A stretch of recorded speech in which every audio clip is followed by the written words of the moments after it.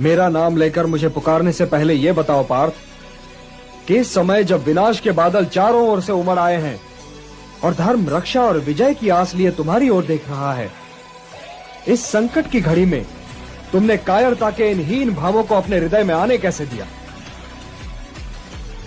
श्रेष्ठ पुरुष तो यूं विषाद में डूबा नहीं करते।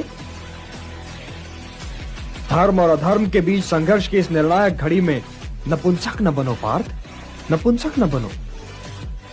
मेरा नाम लेकर मुझे पुकारने से पहले यह बताओ पार्थ कि इस समय जब विनाश के बादल चारों ओर से उमड़ आए हैं और धर्म रक्षा और विजय की आस लिए तुम्हारी ओर देख रहा है, इस संकट की घड़ी में तुमने कायरता के इन हीन भावों को अपने हृदय में आने कैसे दिया?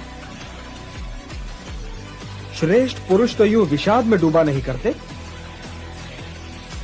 धर्म और अधर्म के बीच संघर्ष की इस निर्णायक घड़ी में नपुंसक न बनो पार्थ, नपुंसक न बनो।